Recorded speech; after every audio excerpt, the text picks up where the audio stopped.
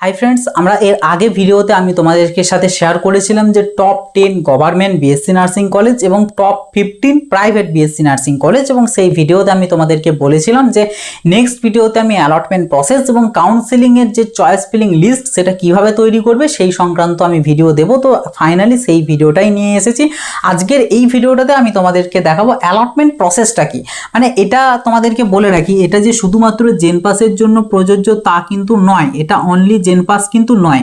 এই যে অ্যালটমেন্ট প্রসেসটা এটা সমস্ত এক্সামিনেশনের যে কাউন্সেলিং হয় সেই সমস্ত এক্সামিনেশনের ক্ষেত্রে, like JENPAS, WB, JEE, ANM, GNM, okay, ANM and GNM, তারপর তোমাদের ধরো নিট, তারপর ধরো জেইই মেন, ঠিক আছে, এগুলো সহ আরও যে সমস্ত কম্পিটিটিভ এক্সামগুলো তোমাদের আছে সেই প্রত্যেকটা এক্সামের ক্ষেত্রে এই যে অ্যালটমেন্ট প্রসেস মানে কাউন্সেলিংয়ের যে অ্যালটমেন্ট প্রসেস, এই অ্যালটমেন্ট প্রসেসটা কিন্তু একদম সেম। ওকে, তো যে কারণে আমি এটা জেন পাসের বলে পার্টিকুলারভাবে আমি ভিডিওটা বলছি না, এটা কিন্তু সমস্ত কম্পিটিটিভ এক্সামের ক্ষেত্রেই তোমাদের প্রযোজ্য। পরবর্তীতে যদি তোমরা বিভিন্ন রকম চাকরির পরীক্ষা দাও, লাইক এসএসসি, রেলওয়ে, ঠিক আছে, এই যে সমস্ত এক্সামিনেশনগুলো এগুলোর ক্ষেত্রেও কিন্তু অ্যালটমেন্ট প্রসেসটা সেম। কাজেই যদি আজকের এই ভিডিওটা একদম প্রথম থেকে শেষ পর্যন্ত তোমরা দেখো তাহলে পুরো এই যে অ্যালটমেন্ট প্রসেসটা, এই পুরো অ্যালটমেন্ট প্রসেসটা তোমরা বুঝতে পেরে যাবে, এবং ভবিষ্যতে যখন তোমরা কোনো কাউন্সেলিংয়ের জন্য চয়েস ফিলিং করবে তখন তোমাদের চয়েস ফিলিংটা করতে খুব সুবিধা হবে। ঠিক আছে, তো চলো বেশি কথা না বাড়ি আমরা এই ভিডিওতে দেখে নেবো যে বিভিন্ন কাউন্সেলিংয়ের যে চয়েস ফিলিং থ্রু যে অ্যালটমেন্টটা হয় সেই অ্যালটমেন্টের প্রসেসটা কি। অনেকে এখানে অনেক রকম ভুল জিনিসও বলে, আমি দেখেছি, তো সেই ভুলগুলো আমি তোমাদেরকে রেকটিফাই করে দেবো এবং অরিজিনাল বা অ্যাকচুয়াল যেটা রুলস সেই রুলসটা তোমাদেরকে আমি জানাবো। কাজে ভিডিওটা প্রথম থেকে শেষ পর্যন্ত অবশ্যই দেখবে। ভিডিও ভালো লাগলে অবশ্যই একটা লাইক করে দেবে, ভিডিওটা খুব বেশি বেশি করে শেয়ার করে দেবে, চ্যানেলে নতুন হয়ে দেখলে সাবস্ক্রাইব করে নোটিফিকেশনটা ক্লিক করে সেটাকে অলেতে সেট করে দেবে, এবং কোনো রকম কোনো ডাউট কোনো কোয়ারিজ থাকলে ডেফিনেটলি কমেন্ট বক্সে লিখে জানাবে। ঠিক আছে, এর পরবর্তী ভিডিওটাতে আমি তোমাদেরকে বলে দেবো যে তোমাদের জন্য বেস্ট চয়েস ফিলিং লিস্ট তোমরা কিভাবে বানাবে। বেস্ট চয়েস ফিলিং লিস্ট তোমরা নিজেরাই কিভাবে বানিয়ে নেবে। ঠিক আছে, আমি এই ভিডিওটাই আমি বানাতাম, বাট ভিডিওটা বানাতে গিয়ে ভাবলাম যে এটার আগে তোমাদের এই অ্যালটমেন্ট প্রসেসটা জানানোটা খুব প্রয়োজন, যার কারণে কি হবে তোমরা চয়েস ফিলিং লিস্টটা বানাতে তোমাদের খুব হেল্প হবে, বা খুব মানে কি বলবো, এই ভিডিওটার ইম্প্যাক্ট পড়বে এই চয়েস ফিলিং লিস্টটা বানানোর জন্য। যে কারণে আমি আগে এইটা আলোচনা করে দিচ্ছি, নেক্সট ভিডিওতে এটা আলোচনা করব, কারণ এই দুটোকে একসাথে যদি আমি আলোচনা করতে যাই তাহলে ভিডিওটার লেন্থ আধ ঘন্টা পেরিয়ে যাবে, যে কারণে তোমরা অনেকেও হয়তো দেখবেও না বা অনেকে স্কিপ করে যাবে, যে কারণে কি হবে পুরো অনেক ইনফরমেশন তোমরা কিন্তু মিস করে যাবে। তাই আমি দুটোকে সেপারেট ভিডিও করে দেবো এবং তোমাদেরকে জানিয়ে দেবো পরবর্তী ভিডিওতে যে তোমরা তোমাদের র্যাঙ্ক, যেটা তোমার র্যাঙ্ক এসেছে 2000, 4000, 10,000, 20,000, 30,000, 40,000, যে র্যাঙ্কে আসুক না কেন সেই র্যাঙ্কে বেস্ট চয়েস ফিলিং লিস্ট নিজেই কিভাবে তৈরি করবে, এবং তার সাথে সাথে একটা ড্রাফট চয়েস ফিলিং লিস্টও আমি তোমাদেরকে দিয়ে দেবো। তো চিন্তার কিছু নেই, চ্যানেলটাকে অবশ্যই সাবস্ক্রাইব করে নোটিফিকেশনটা অল করে রাখবে, তাহলে যখনই আপলোড করবো ভিডিওটা তোমাদের কাছে নোটিফিকেশন চলে যাবে। তো চলো আমরা দেখে নেবো অ্যালটমেন্ট যে প্রসেস সেই প্রসেসটা। ঠিক আছে, তো দেখো এখানে আমি একটা পুরো জিনিসটাকে আমি সাজিয়ে নিয়েছি, যেখানে এটা যে পরীক্ষা করছি, ধরো আমি যদি এখানে এক্সাম্পলই নিই যে জেন পাসে, ঠিক আছে, কারণ যেহেতু মেইনলি জেন পাসের জন্য বানাচ্ছি ভিডিওটা, বাট অ্যাপ্লিকেবল প্রত্যেকটা এক্সামের জন্য, তো আমি জেন পাসটারই ধরলাম। জেন পাসের ধরো টোটাল ক্যান্ডিডেট এক্সামিনেশন দিয়েছিল 20 জন। ঠিক আছে, আমি অত হিউজ অ্যামাউন্ট নিচ্ছি না যাতে বোঝাতে সুবিধা হয়, 20 জন নিলাম, বা এটাকে আরও কমিয়ে নিতে পারি, ধরো 15 জন ধরলাম। ঠিক আছে, ধরো 15 জন নিয়ে নিলাম, আরও কম নিয়ে নিলাম, তাহলে আমার বলতে সুবিধা হবে আরও। ঠিক আছে, তো ধরো 15 জন নিয়েছি, এগুলো হচ্ছে তাদের র্যাঙ্ক, এগুলো নেমগুলো আছে, নেমগুলো আমি আর লিখিনি। ঠিক আছে, এগুলো ক্যান্ডিডেটের নাম আরে আছে, এই নামগুলো এত আর লেখা সম্ভব নয়, তো থাক। তো এই হচ্ছে 15 জন ক্যান্ডিডেট, যে 15 জন এক্সামিনেশন দিয়েছিল, এবং 15 জনের নিশ্চয়ই র্যাঙ্ক থাকবে। তো সেই র্যাঙ্ক এখানে হচ্ছে অ্যালটমেন্ট লেটার, এটা আমি আপাতত রাউন্ড 1-এরই ধরলাম, রাউন্ড 1-এর অ্যালটমেন্ট লেটার। এটা হচ্ছে সিট ম্যাট্রিক্স, এগুলো হচ্ছে কলেজের নেম। এবিসি কলেজে 2টো সিট আছে, ডিইএফ কলেজে 1টা সিট আছে, জিএইচআই কলেজে 3টে সিট আছে, জেকেএল কলেজে 1টা আছে, এমএনও কলেজে 3টে আছে। ঠিক আছে, এবং এখানে আমি কোনো ক্যাটাগরি ভাগ করছি না, যে এসসি, এসটি, ওবিসি সব ধরলাম এখানে জেনারেল। ঠিক আছে, সেই হিসাবে, কারণ কি প্রসেসটা সবগুলোর ক্ষেত্রে সেম, শুধু মেন ফান্ডাটা তোমাদেরকে বুঝতে হবে যে কিভাবে হচ্ছে অ্যালটমেন্টটা। তো দেখো এটা হচ্ছে চয়েস ফিলিং লিস্ট। প্রথম প্রথম হচ্ছে ধরো এইটা যে বোর্ডের আন্ডারে জেনপাসটা ডাব্লিউবিজেই বোর্ডের আন্ডারে, তো ডাব্লিউবিজেই বোর্ড যখন যে রাউন্ড ওয়ানের যখন অ্যালটমেন্ট দিতে বসবে তখন তারা শুরু করবে র্যাঙ্ক 1 থেকে। ঠিক আছে, র্যাঙ্ক 1 থেকে তারা এই দিকে নিচের দিকে নেমে নেমে আসবে। তো প্রথম যার র্যাঙ্ক 1 তার চয়েস ফিলিং লিস্টটাকে তারা খুলবে, দেখবে যে এই যার র্যাঙ্ক 1 সে কি চয়েস ফিলিং করেছে। সে হয়তো দেখা গেল সে প্রথম চয়েস ফিলিং করেছে হয়তো ডিইএফ কলেজটা দিয়েছে, এবং এখানে একটাই কোর্স আছে ধরে নিলাম, ধরো বিএসসি কোর্স আছে, বিএসসি নার্সিং, যে কারণে আমি আর ডিপার্টমেন্টটা ভাগ করছি না, কারণ ডিপার্টমেন্ট ভাগ করতে গেলে ব্যাপারটা কমপ্লেক্স হয়ে যাবে এবং তোমরা আলটিমেটলি জিনিসটা বুঝতে পারবে না বা আমাকে বোঝাতেও অনেক মানে টাইম লেগে যাবে, যে কারণে আমি জাস্ট একটা দিয়েই বোঝাচ্ছি সেম জিনিস থেকে। ধরো ডিইএফ কলেজে যদি দুটো ব্রাঞ্চ থাকতো, সে হয়তো ডিইএফ এর 1 নম্বর ব্রাঞ্চটাকে প্রথমে দিয়েছে, তারপরেরটাকে হয়তো 2 নম্বরটাকে দিয়েছে, তো জিনিসটা সেম হতো। বাট আমি ওই কারণে কমপ্লেক্স জিনিসে যাচ্ছি না, কারণ তোমাদের বুঝতেও মানে জিনিসটা অসুবিধা হবে এবং সব ঘেঁটে গুলিয়ে একাকার হয়ে যাবে এবং আমারও বোঝাতে অনেক টাইম লেগে যাবে। তো ধরলাম একটা করেই আছে, তো সে 1 নাম্বার চয়েস ফিলিং করেছে ডিইএফ, 2 নাম্বার দিয়েছে ধরো এবিসি। ওকে, কারণ তার র্যাঙ্ক 1, সে জানে যে আমি যেটাই দেবো সেটাই আমি অ্যালটমেন্ট পেয়ে যাবো, সো ইস্যু কিছু নেই। তো হলো, এবার ডাব্লিউবিজেই বোর্ড যখন তারা চয়েস ফিলিংটা খুলবে তার লিস্টটা দেখবে প্রথম, কারণ চয়েস ফিলিং হবে কিন্তু মানে অ্যালটমেন্ট যেটা দেবে সেটা কিন্তু টপ টু বটম। ওকে, এটা অনেকে ভুল বলে, অনেকে বলে বটম টু টপ, না, সবসময় টপ টু বটম আসবে। তার কারণ লিস্টটার নাম হচ্ছে চয়েস ফিলিং, মানে আমি আমার চয়েস অনুযায়ী ফিল করেছি, আমার যেটা সব থেকে আমার পছন্দের সেটাকে আমি 1 নাম্বারে রেখেছি। তো নিশ্চয়ই এমনটা না যে আমার মানে আমাকে বোর্ড বললো যে আমি আমার চয়েস মতো আমি 1, 2 করে সাজাবো আর আমাকে অ্যালটমেন্ট দেওয়ার সময় আমার খারাপ দিকটার থেকে উপর দিকে দেবে, এটা হয় না। চয়েস ফিলিং নাম মানে উপর থেকেই আসবে এবং তোমাকেও সাজাতে হবে ওই হিসাবেই, মানে যেটা তুমি সব থেকে প্রেফার করছো বা তোমার যেটা সব থেকে পছন্দের, সব থেকে যেটাকে তুমি চয়েস করছো এই সমস্ত কলেজ থেকে, সেটাকে তুমি 1 নাম্বারে দেবে, দেন যেটাকে ওর থেকে কম বাট বাকিগুলোর থেকে বেশি সেটাকে 2 নাম্বারে, এইভাবে দেবে। তো এখানে এই হিসাবে দেখা গেল ডিইএফ যে কলেজটা, এটা হচ্ছে সব থেকে ভালো একটা কলেজ, যে কারণে যার র্যাঙ্ক 1 সে এই কলেজটাকে রেখেছে 1 নাম্বারে। ওকে, এবং সে 2 নাম্বারে এবিসি কলেজটাকে রেখেছে। তো যখন ডাব্লিউবিজেই বোর্ড তার অ্যালটমেন্ট লেটার দেওয়ার জন্য বসবে তখন তারা প্রথমে চেক করবে চয়েস ফিলিংয়ে সে 1 নাম্বারে কি দেখেছে, কারণ টপ টু বটম আসে, দেখলো ডিইএফ কলেজটা সে রেখেছে, তখন তারা সিট ম্যাট্রিক্স দেখবে যে ডিইএফ কলেজে অ্যাট দ্যাট মোমেন্ট যখন তারা দেখছে, এবং এটাই 1 নাম্বার সেহেতু কোনো ইস্যু নেই, দেখলো যে এই ডিইএফ কলেজে সিট ফাঁকা আছে কি নেই, দেখলো ডিইএফ কলেজে একটা সিট ছিল, হ্যাঁ তার মানে সিট তো ফাঁকা আছে, এখনও তো কাউকে অ্যালটমেন্ট নেয়নি, তো ফাঁকা আছে, তো ঠিক আছে, তাহলে এই একটা যে সিটটা ছিল এটা এই 1 নাম্বার যার র্যাঙ্ক তাকে অ্যালটমেন্ট দিয়ে দিল, এবং তাহলে ডিইএফ কলেজের যে সিট ছিল সেটা ফাঁকা হয়ে গেল, মানে আর সিট নেই, সিট ফুল।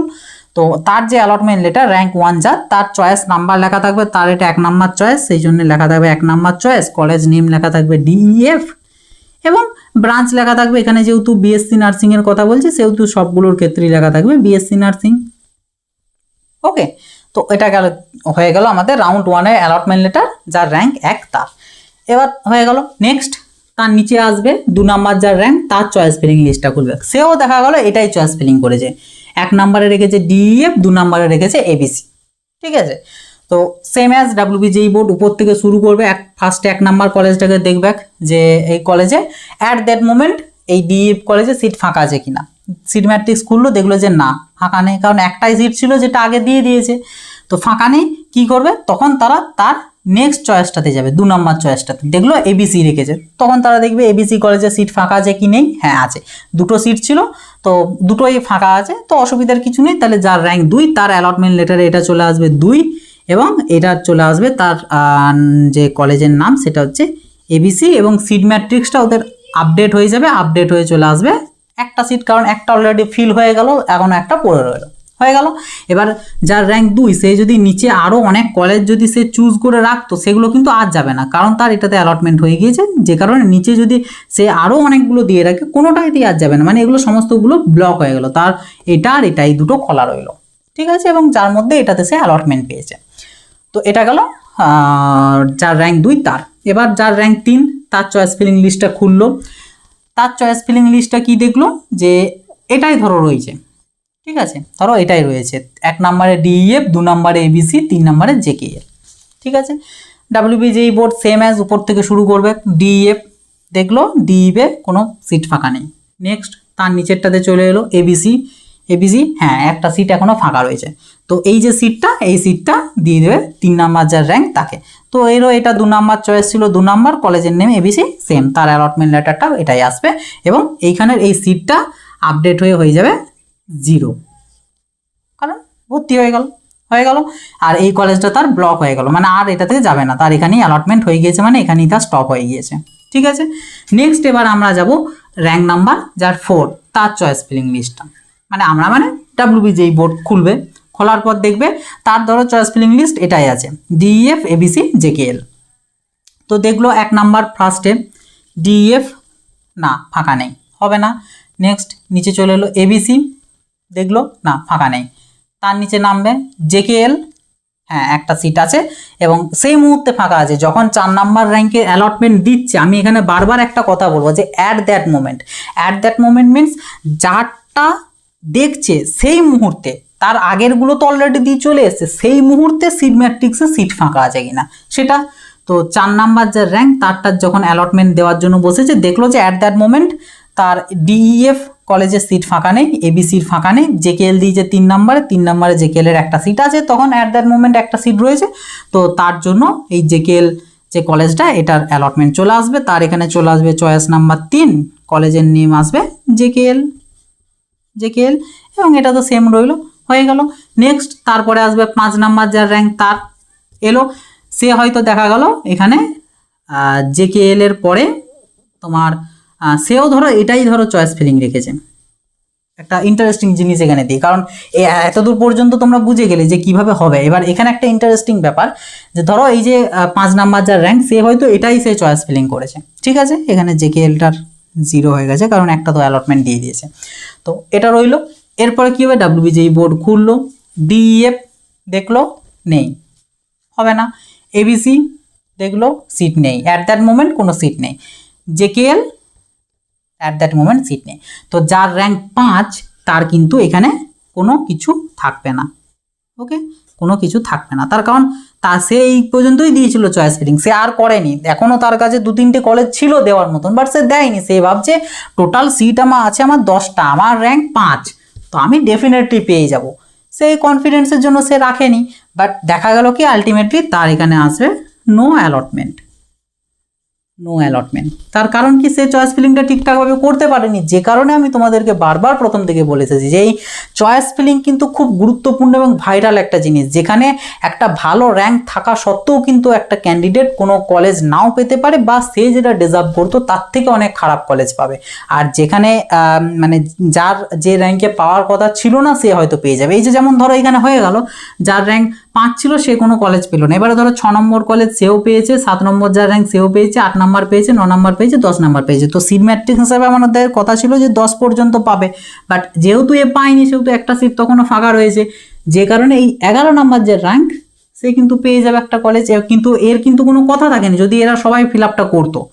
তো এটাই হচ্ছে মানে মেন আমি বলতে চাইছি যে চয়েস ফিলিংটা খুব গুরুত্বপূর্ণ জিনিস, যে কারণে চয়েস ফিলিংয়ে ভুল কোনো সময় করতে নেই, কারণ এটার উপরই তুমি এখানে যে কলেজটা যে ডিপার্টমেন্টটা পাবে সেটাতেই তো তুমি অ্যাডমিশন নেবে এবং আপকামিং 4-4টে বছর সেখানে তুমি পড়বে, স্টাডি করবে, যে কারণে কি খুব গুরুত্বপূর্ণ একটা জিনিস এবং নির্ভর করছে তোমার পুরো ফিউচারটা।